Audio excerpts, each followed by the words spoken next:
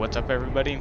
I just got done testing all of the new Warbond weapons, and I'm going to be covering all of them in this video, starting off with Thermite.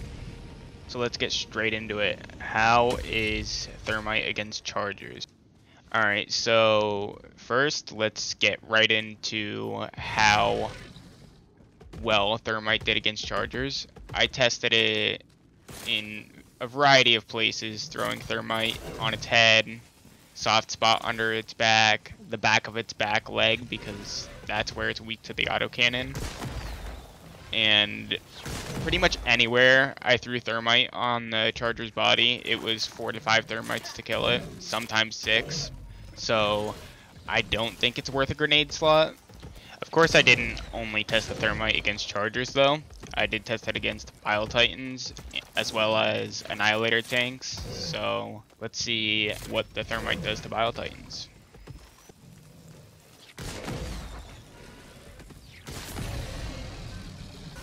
In my tests against Bile Titans, the Thermite was a similar result. It seemed to not damage them at all. In this clip, one of the Thermites did bounce off, so I didn't hit it with all 4. But the 3 Thermites that did burn it did not seem to do really any damage. It's kind of disappointing because I expected Thermite to be pretty good against heavy targets, so you could bring more of a crowd control support. I did also test the Thermite against Annihilator tanks on the automatons, and it was about similar results to what you would expect from an impact grenade. So about 2 grenades to the heat sink and it blows up. Same for the turrets up on the towers. 2 grenades blows it up. But the difference is impacts, you can just rapid throw them, and Thermites, they take about 10 seconds to fuse time. So there's really no place where the impact doesn't outclass the Thermite.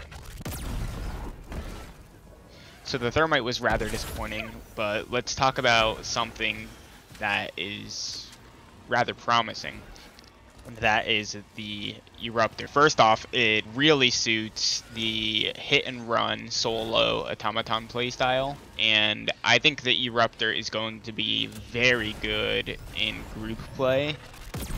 Now, it might struggle a little bit solo against bugs because of the whole you're getting surrounded at all times, and it has 5 shots and you have to cock it back after each shot. So when you're getting kind of surrounded by hunters, you're just not going to be able to clear them. You need a decent primary for that, or you're going to pretty much have to run stalwart with the Eruptor. Alright, now look at this. Look at what the Eruptor does to the Charger. Now, I did not shoot it at all before this. This was my first 2 shots on the Charger. As you can see, 2 shots to its back and it bleeds the Charger out.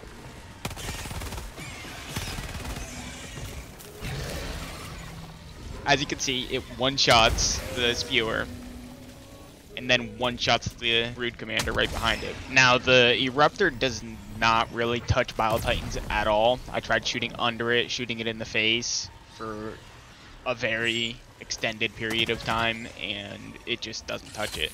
Now, of course, I'm not mad at that. I don't expect a primary weapon to be putting down a Bile Titan, but it is very good against everything else. The only issue is its fire rate, which obviously, if it had more, it would be overpowered. Now, it's a very similar situation against the bots. The Eruptor is going to one-shot pretty much everything. Now, it's going to struggle against hulks and tanks and cannon towers from the front, but if you could shoot it in the back on its heat sink, it's going to be a few shots and it's going to go down.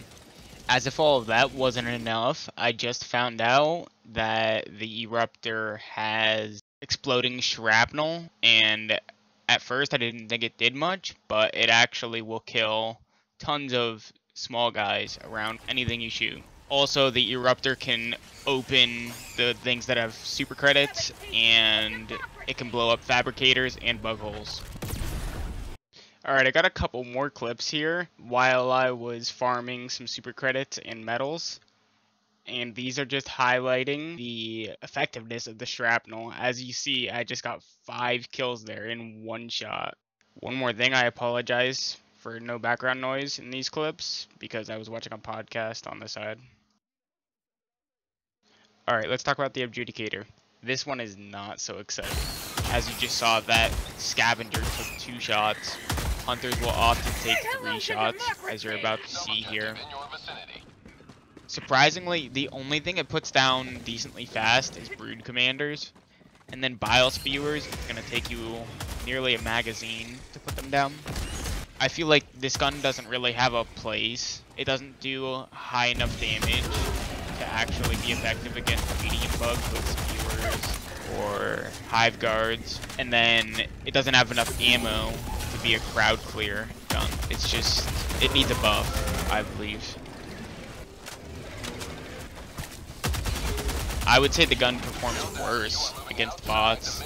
You're gonna really struggle to kill Rocket Devastators and Striders. A lot of medium armor penetration weapons. You could shoot right in the middle of the shield and you can take out the small robot and put the Strider down. The Abjudicator bullets just bounce off. You're not gonna do anything to them.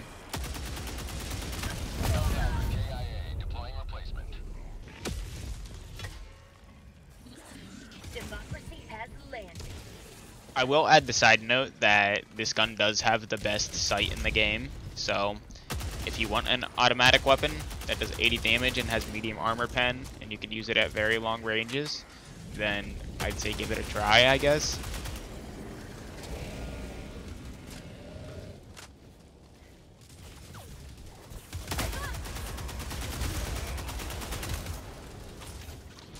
Alright, let's talk about one of the main hyped up weapons that a lot of people were excited about, the hand and Nadelauncher. I just got done testing it against Termitids, and I will say against them, it is a very good secondary, but it is not overpowered. In fact, there is one thing that holds it back a little bit, which is its ammo economy, which I have to say is not that bad because I never really used any secondary before. So a secondary with bad ammo economy that sees use is better than a secondary that doesn't see use.